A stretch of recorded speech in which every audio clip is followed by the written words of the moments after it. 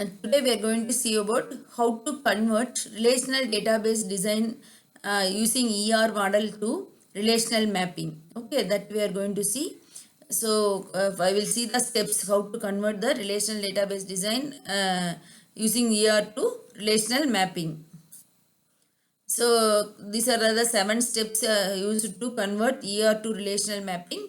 So in this already we know if we are taking ER diagram, we are having all those things. We are having the entity types regular and weak, and we are having attributes, the different types of attributes: simple, single, composite, multi-valued, and key attribute, derived attribute, etc. Then that we have to take care entities, attributes, and relationships also will be having different types of relationship: one to one, one to many, many to one, many to many.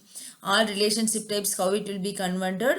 And then they are having that participation, total and partial participation. These things now we are going to see how to convert ER model to ER design to relational design.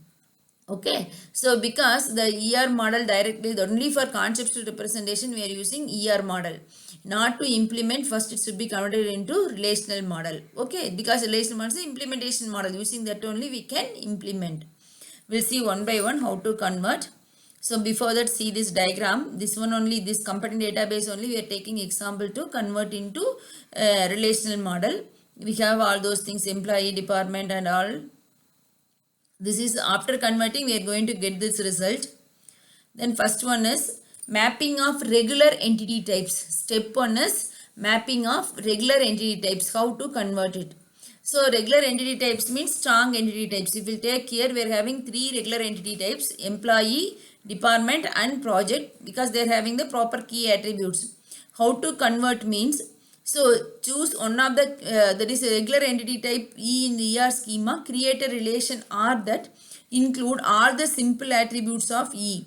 So all these 3 things made as a 3 relations: employee, department and project.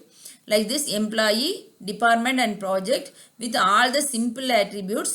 Okay, along with that the key attribute should be taken as a primary key here. In the employee, here SSN is the key attribute. Here name is the key, name or number. Number is a key attribute. Here also name or there are 2 candidate keys. Any one should be taken as a key attribute. So number is a key attribute in both the places. So that should be done.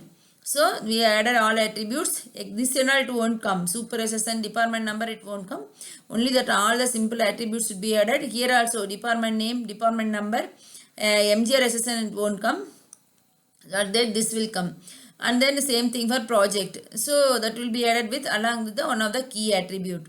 This is the first step.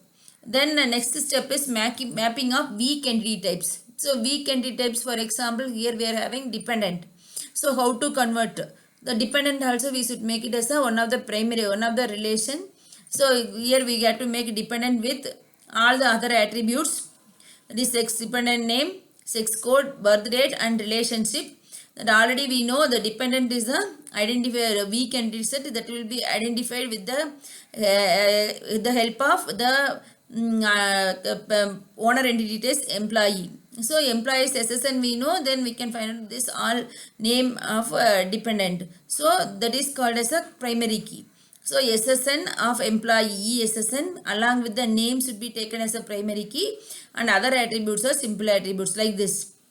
So the weak entity set also made. That is a second step. Third step is mapping. We are having different types of relationships. No, the first one, the third step is mapping of binary one-to-one relationship types. So one-to-one relationship type in R in the ER schema, identify the relations S and T that correspond to the entity types participating in R. There are 3 possible approaches here we are using. One is foreign key approach, making that. Another one is merged relation approach. Another one is cross reference or relation option. So but among these all 3, normally we are going to use the most of the case we are going to use foreign key approach is popular. Okay, so how to do this means we are taking that foreign key include foreign key also we are going to include in the relationship related table. So the total participation is important over here. For example, the one-to-one relationship here will take one employee manages one department. One employee manages one department. So employee and department, there is a common attribute that a manager SSN. Okay, the manager is linked with employee with SSN and department with manager SSN. So we should take that is SSN here, primary key already we made. Then manager SSN, another attribute we should make it in the department table. Okay, that both here that manager SSN is a foreign key, reference the value from employee. That we can make. Not only that, we will be having some other things. So other two methods we are not using. Merge relation operation means that is by merging two entity types. We are having, for example, we will take here, we are having two entity types, no, manager and the employee and department, and the relationship into a single relation we can make it. Okay, this may be appropriate when both the participants are total. Okay, when cross reference or relationship relation option also, to set up a third relation R for the purpose of cross referencing the primary keys of the two relations S and T representing the entity type. Another relation we are going to make, but here we are not making that another relation. We are using the only the primary key and foreign key approach to linking the both the relations. Then next is one-to-n relation. This is one-to-one, one-to-n relationship types. So one-to-n relationship types, that is how to make it means, for each regular binary one-to-one relationship type R, identify the relation S that represent the participating entity type at the n side of the relationship type. Okay, so it includes as foreign key in S, the primary key of the relation T that represents the other entity type participating in R.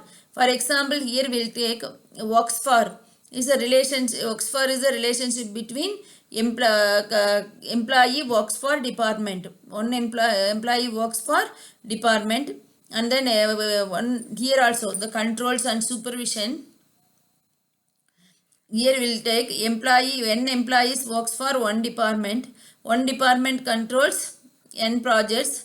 Okay, and as well as here we will take supervision. It's a recursive relationship. One supervisor supervises and supervisee. Okay, these things how we can make means with primary key and that relationship only. For example, here we'll make one employee works for n department. So works for the department and employee, how it will department number. So the department number is a primary key in department table that will be linked with the employee table with D number.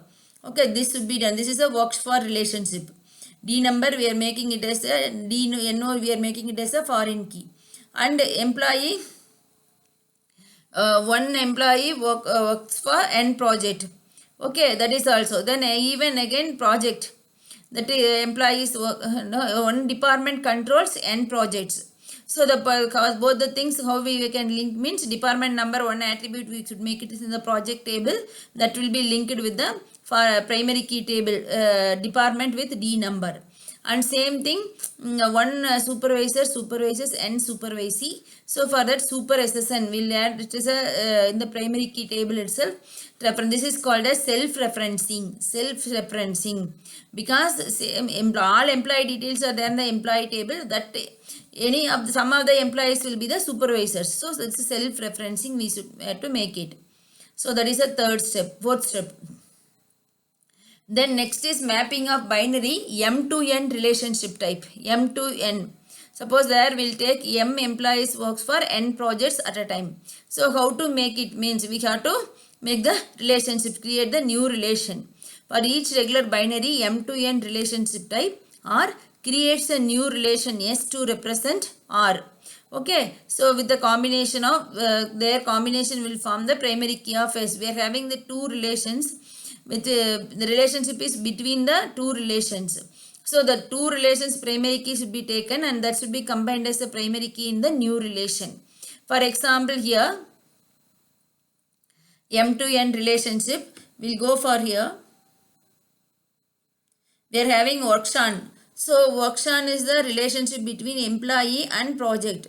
So the works on is made as a separate table along with that is what is there along with here employee, the primary key is SSN, and the project, the primary key is project number. So to that